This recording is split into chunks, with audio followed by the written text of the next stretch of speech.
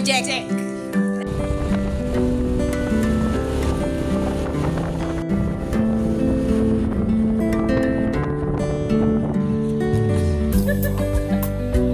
Nah teman-teman, kita sudah sampai di warkopnya.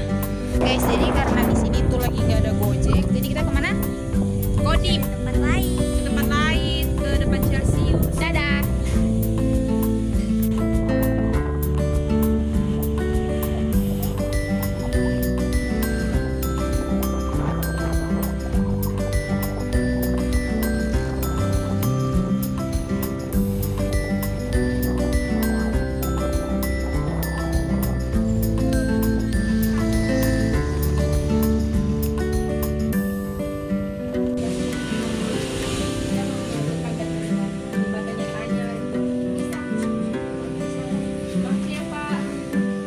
Oke, jadi di sini kita sudah mendapatkan driver untuk kita interview, dan di sini dengan Bapak siapa ya kita bicara?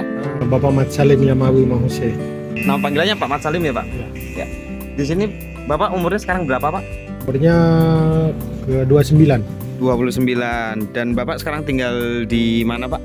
Saya tinggal di Gang Soska, Jalan Raya Mandala.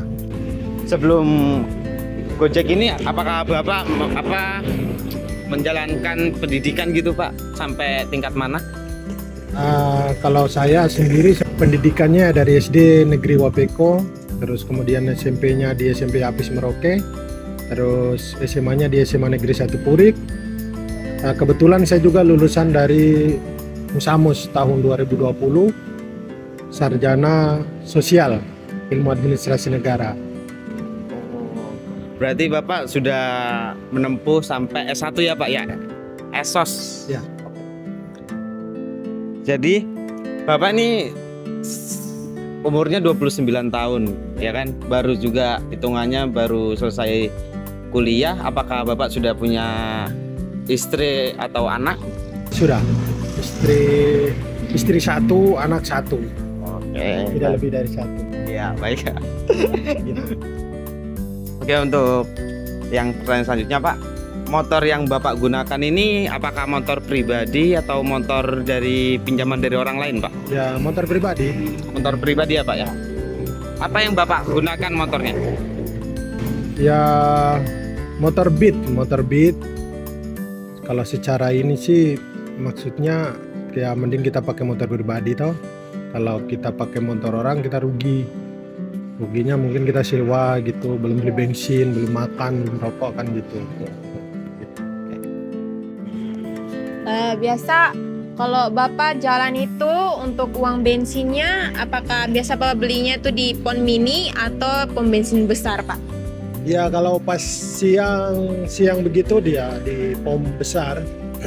Kadang, tapi kalau ketika malam kita ngojek malam, kalau habis ya mau dan tidak mau di pom mini gitu. Ya, cuman kan harganya memang nggak sesuai. Berapa modal yang Bapak keluarkan untuk membeli bensin per harinya? Kalau modal keseluruhan mungkin sekitar 50 kurang lebih. 50 itu di luar daripada pendapatan. Itu per harinya? Modal awalnya saya ya. Maksudnya untuk per minggunya begitu? Ya kalau per minggu mungkin kan 1 bulan 4 minggu ya. Per minggunya mungkin kurang lebih 1 juta. 1 juta. 1 jutaan lah. Itu kalau saya ngojeknya efektif. Tapi kalau hanya untuk sampingan dan lain sebagainya kan berarti kurang daripada itu. Ya Pak. Untuk apa saja penghasilan yang Bapak dapatkan?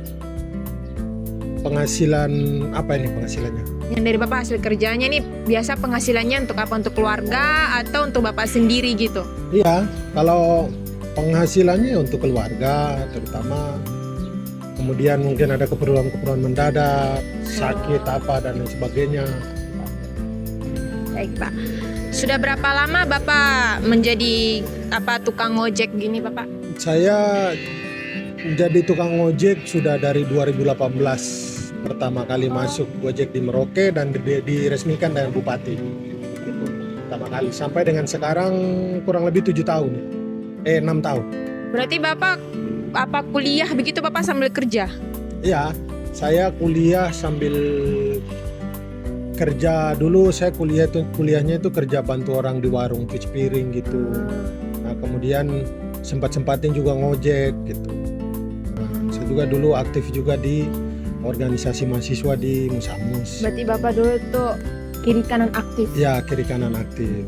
Ya, kita ibaratkan kita cari pengalaman kan. Iya, Pak. Terus selain menjadi tukang ngojek, apa pekerjaan sampingannya Bapak?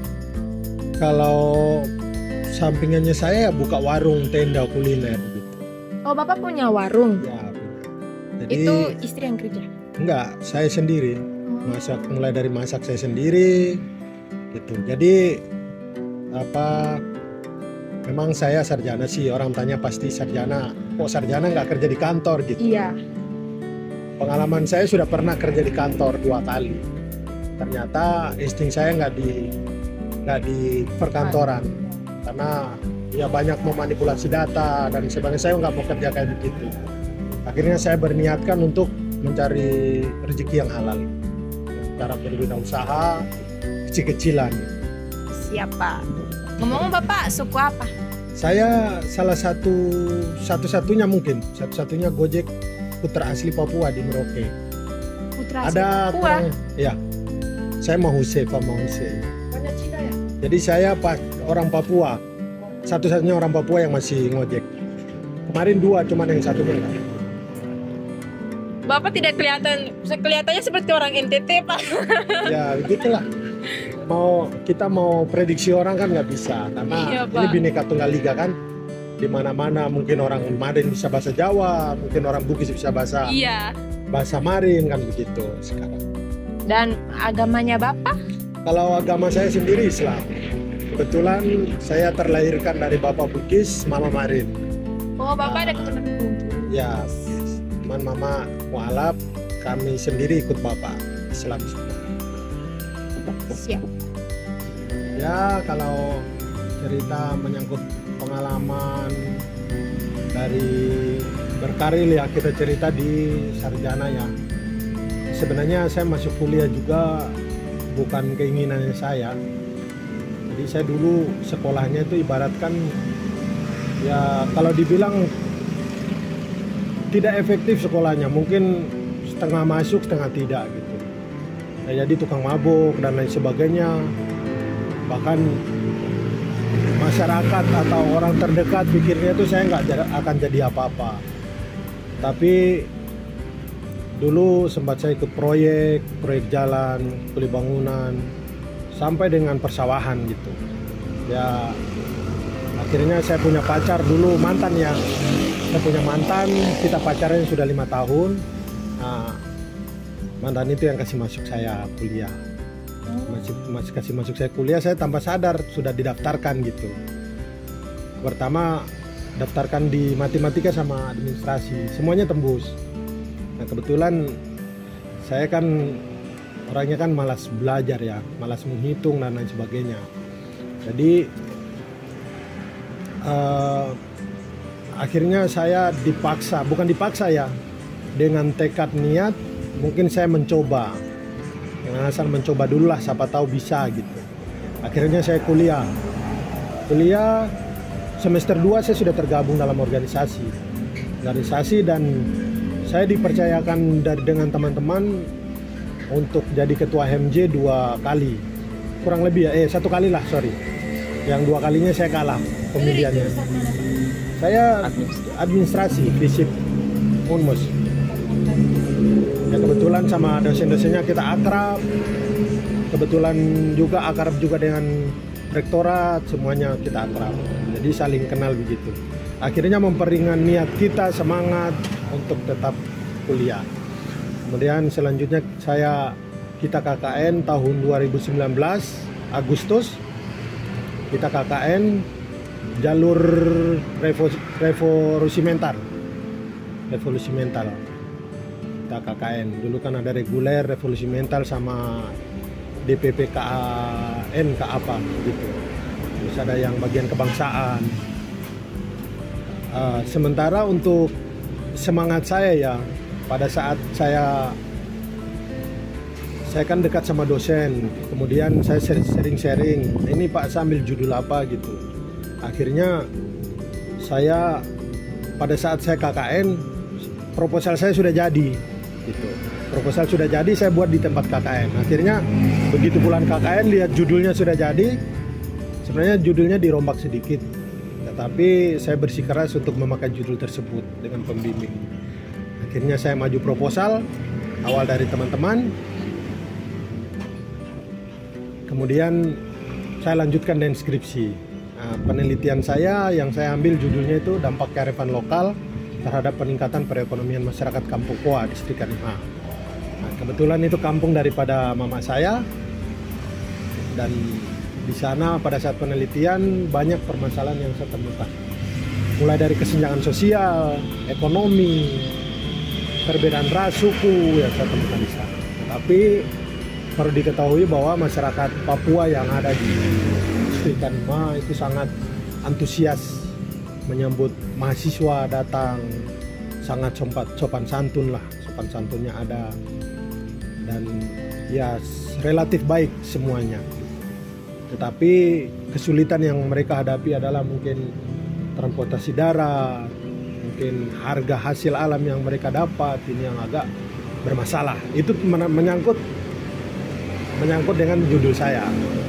Kemudian pada tahun 2020 awal 2020 awal saya maju skripsi. Kebetulan maju skripsi pada saat puasa. Ya alhamdulillah berjalan lancar sampai dengan selesai. Revisi, setelah revisi saya berhasil lulus tahun 2020 dengan IPK 3,86. Wow. Tadi Bapak lulus tepat waktu. Tepat waktu, bahkan tercepat 3,4 tahun. 3,5 tahun sorry. Dengan apa 3,5 tahun. 3,5 tahun. Ya.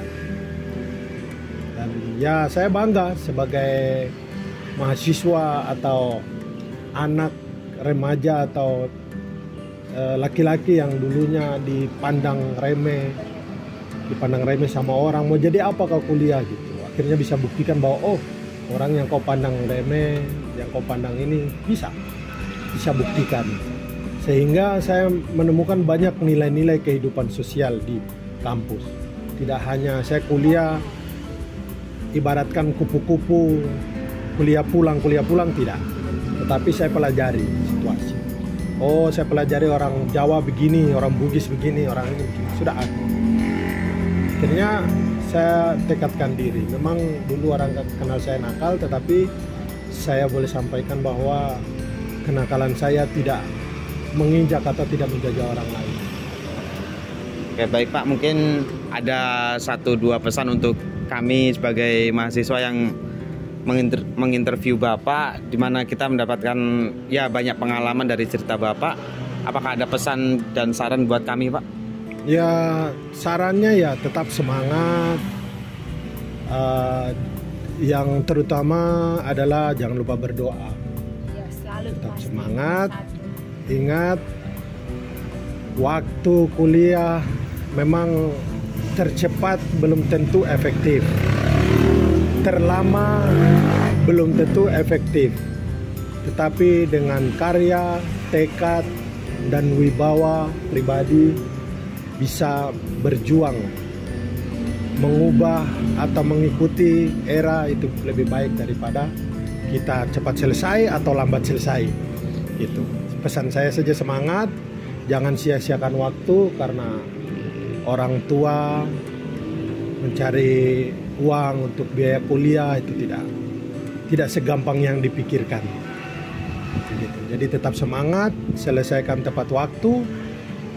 Ya mudah-mudahan cepat dapat kerja. Ya. Oke, baik. Mungkin Bapak masih dulu. Kesulitannya selama Bapak kerja. Ya, silakan. Selama Bapak menjadi pangkalan Gojek ini, kesulitan yang Bapak hadapi apa? Ya, kesulitan yang kita sudah hadapi sama-sama ya seperti matinya jaringan dari 2019 itu kadang down. Nah, ini permasalahan paling besar. Kemudian banyak lagi sebenarnya permasalahan yang kita hadapi, menyangkut mungkin keamanan, ketertiban. Lalu orang tanya bagaimana pendapatan. Ya tergantung kita, kalau malam ngojek itu kadang kalau tempat rawan kita nggak berani. Terus kalau contohnya ya jaringan mati, terus Bapak mau tangani jaringan ini bagaimana? Kalau untuk pangkalan Gojek begini, kan ini Iya. pakai data ya? Ya, kalau jaringan mati ya down. Kenapa saya bilang down? Artinya bahwa kita sudah tidak bisa apa-apa.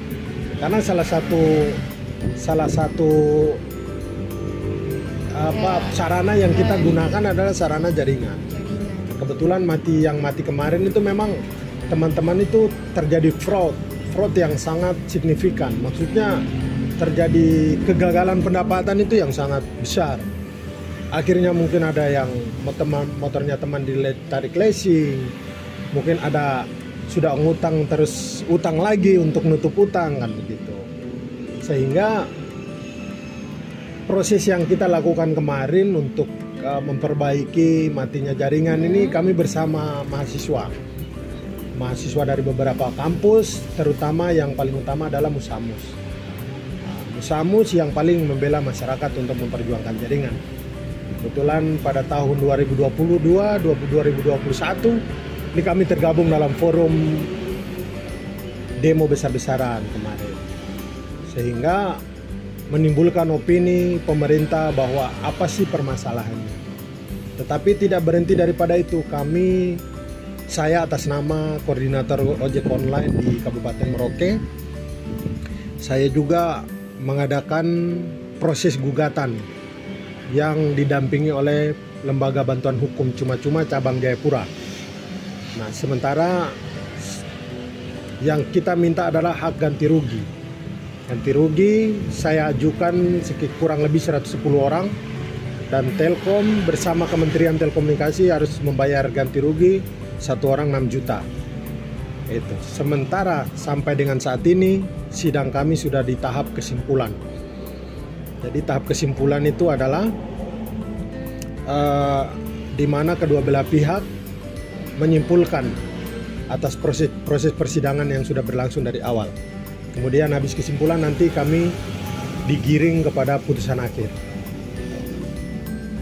Begitu. Jadi ini bukan hanya untuk kami pendapatan atau kami dendam sama Telkom, bukan. Iya. Tetapi kita membuat atau kasih efek jera kepada pihak Telkom supaya tidak mengulangi atau tidak terjadi hal-hal kecil seperti ini. Karena kalau kita lihat secara undang-undang peraturan, bahwa undang-undang pun melindungi konsumen. Jadi penyedia konsumen harus membuat fasilitas yang memang memenuhi buat konsumen.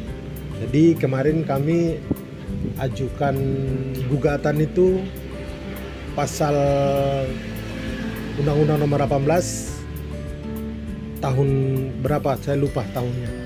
Ya, intinya tentang telekomunikasi atas dasar kepuasan pelanggan. Jadi itu yang saya bisa jelaskan, bahwa gugatan kami bukan hanya untuk kami dapat uang, tidak.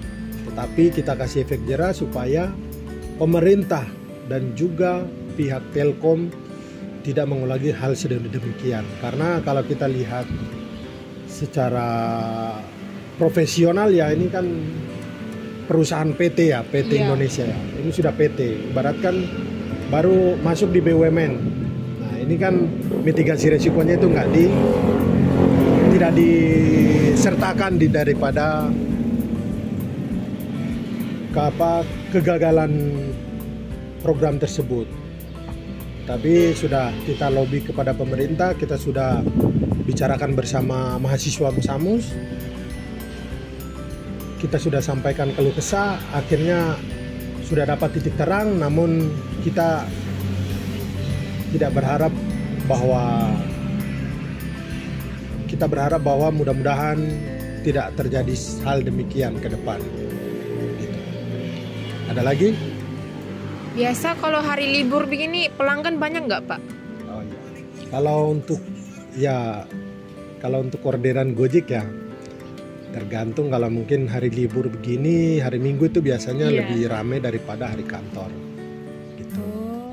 Jadi karena ininya beda, mungkin anak pada saat hari masuk kantor, masuk sekolah itu anak lebih pada sekolah, mungkin jajan di sekolah gitu.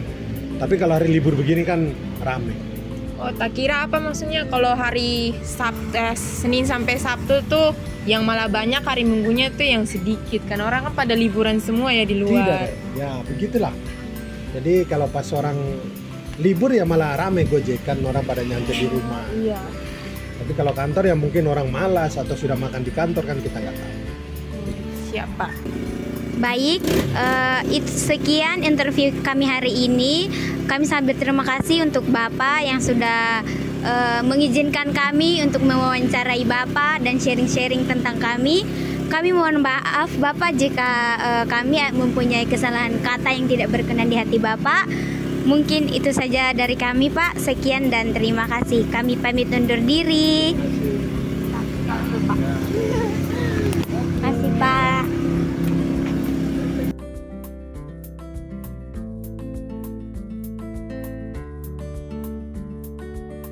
Tetangga berapa rumah? Empat. Bisa kamu begitu? Itu udah lama nggak dikurung soalnya. Dari mana? Beda nggak pernah ketemu tuh. Hello guys, ini kita sudah selesai interview ya. Harinya mana? Masuk cok.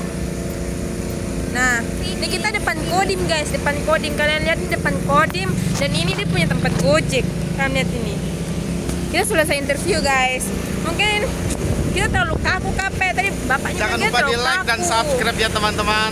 Jangan lupa di komen juga. Oke. Ini dengan Rahel, ini dengan Ari, ini dengan si Ibu Tere, dengan saya Ella. Mobil. Pele, ada mobil guys. Mobilnya mau lewat. Kita menghalangi jalan depan Kodim. Oke, kita go home. Kita go home dulu guys. Dadah. Dadah. Dadah. Dadah. Dadah.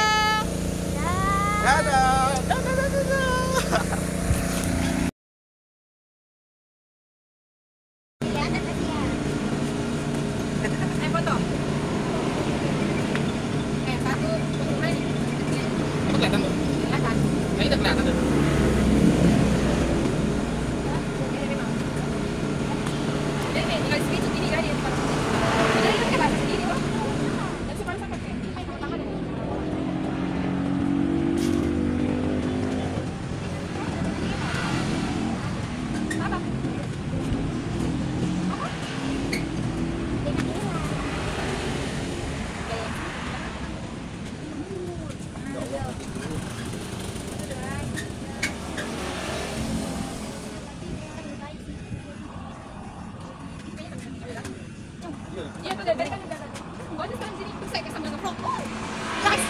Kita mendapatkan sebuah momen yang sangat-sangat wah.